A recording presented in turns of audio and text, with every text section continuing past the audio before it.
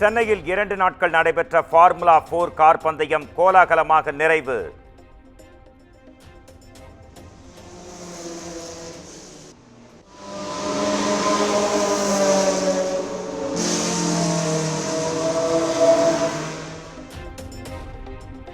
வெற்றி பெற்ற வீரர்களுக்கு பரிசுகளை வழங்கினார் அமைச்சர் உதயநிதி ஸ்டாலின்.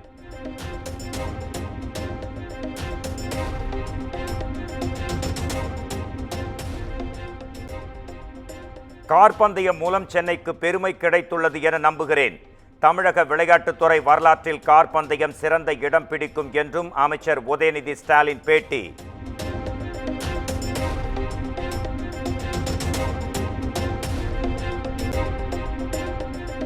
சென்னையில் அடுத்த ஆண்டும் ஃபார்முலா 4 கார் பந்தயம் நடைபெறுமா? முதலமைச்சருடன் கலந்தாலோசித்து முடிவு எடுக்கப்படும் என அமைச்சர் உதயநிதி தகவல்.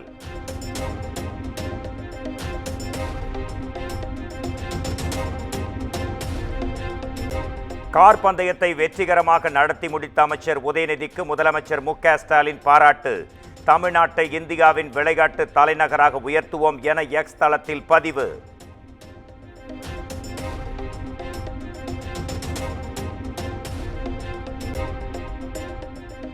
சென்னையில் நடைபெற்ற ஃபார்முலா 4 கார் பந்தயத்தை காண வருகை தந்த பிரபலங்கள்.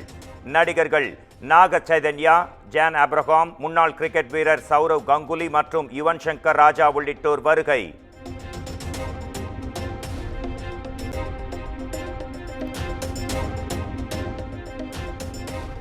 கல்வி நிலையங்களில் மாணவிகளின் பாதுகாப்பை உறுதி செய்வது குறித்து தலைமைச் செயலாளர் இன்று ஆலோசனை. மாவட்ட ஆட்சியர்கள், பல்கலைக்கழக துணைவேந்தர்கள், கல்லூரி முதல்வர்களுக்கு ஆலோசனை வழங்க திட்டம்.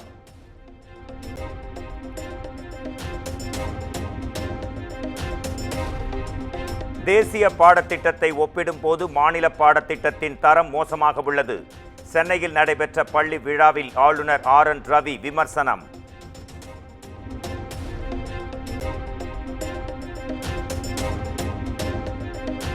சட்டவிரோத பணப்பரிமாற்ற தடை சட்ட வழக்கில் முன்னாள் அமைச்சர் செந்தில் பாலாஜி ஜாமீன் கோரிய மனு உச்சநீதிமன்றத்தில் இன்று மீண்டும் விசாரணைக்கு வருகிறது.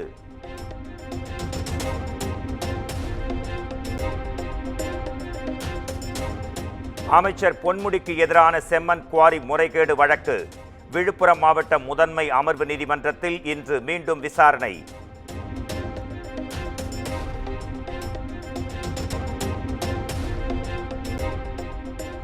பல்லடத்தில் சமூக ஆர்வலர்கள், தன்னார்வலர்களுக்கு விருது வழங்கும் விழாவில் சலசலப்பு.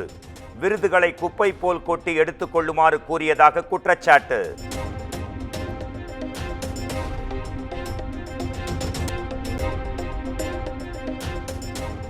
ஈரோடு மாவட்டத்தில் ஒரே கல்லால் ஆன பிரம்மாண்ட சிவலிங்கம் பிரதிஷ்டை.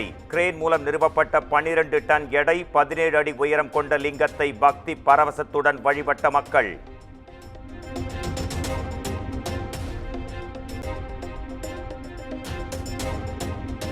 ஆந்திர மாநிலத்தை புரட்டி போட்ட கனமழை மற்றும் வெள்ளம். பாதிக்கப்பட்ட பகுதிகளில் நேரில் சென்று ஆய்வு மேற்கொண்டார் முதலமைச்சர் சந்திரபாபு நாயுடு.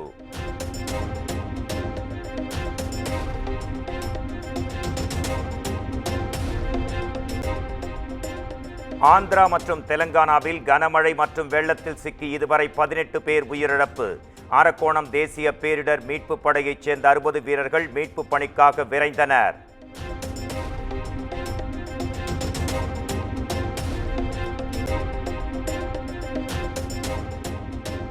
மழை பாதிப்பு குறித்து ஆந்திரா, தெலுங்கானா முதலமைச்சர்களை கேட்டறிந்தார் பிரதமர் நரேந்திர மோடி. இக்கட்டான சூழ்நிலையை சமாளிக்க மத்திய அரசு அனைத்து உதவிகளையும் செய்யும் என உறுதி.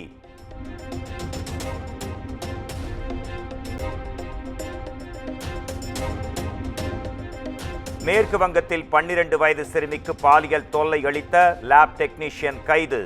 ஹவுரா மருத்துவமனையில் ஸ்கேன் எடுக்கும் அறையில் சிறுமியிடம் தகாத முறையில் நடந்து கொண்டதால் நடவடிக்கை.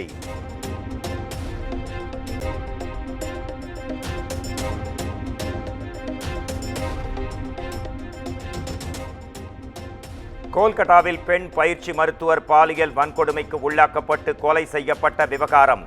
மருத்துவமனை, ஆண்கள் விடுதி, கல்லூரி முதல்வர் அலுவலகம் உள்ளிட்ட இடங்களில் நள்ளிரவில் சிபிஐ சோதனை.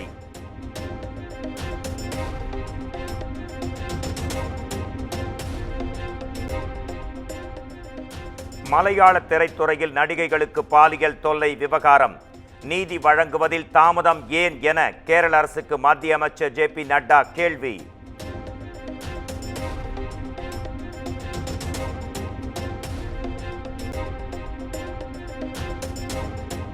திருப்பதியில் தரிசன டிக்கெட்டுடன் வரும் பக்தர்களுக்கு அன்லிமிடெட் லட்டுகள் இன்று முதல் விநியோகம் செய்யப்படும் என தேவஸ்தான நிர்வாகம் அறிவிப்பு.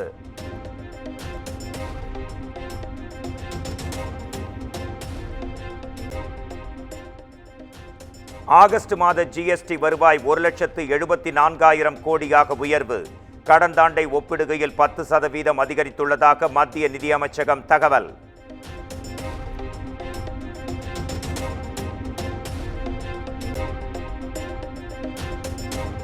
ஜார்க்கண்ட் மாநிலத்தில் காவலர் உடற்தகுதி தேர்வுக்கு சென்ற 11 பேர் உயிரிழப்பு.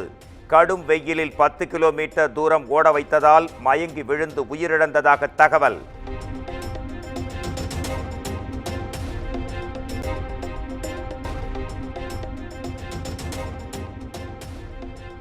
அமெரிக்க வம்சாவளி உள்பட 6 பணைய கைதிகள் காசாவில் சடலமாக மீட்பு. பணைய கைதிகளை கொலை செய்பவர்கள் போர் நிறுத்தத்தை விரும்பவில்லை என இஸ்ரேல் பிரதமர் நெட்டன்யாகு கண்டனம்.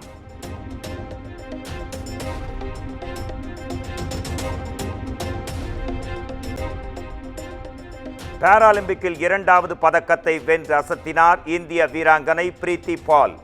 மகளிருக்கான 200 மீட்டர் ஓட்டப்பந்தயத்தில் வெண்கலப் பதக்கம் வென்று சாதனை.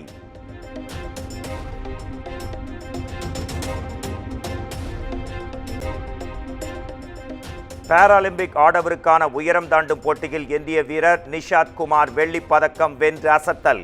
7 பதக்கங்களுடன் பதக்கப்பட்டியலில் 27வது இடத்தில் இந்தியா.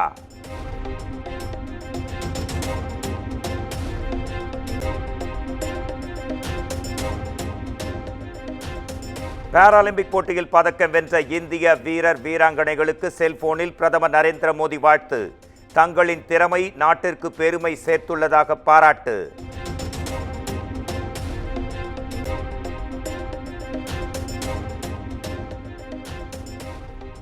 ஐடி துறையில் இருப்பது போல் சினிமாவிலும் HR டிபார்ட்மெண்ட் இருக்க வேண்டும்.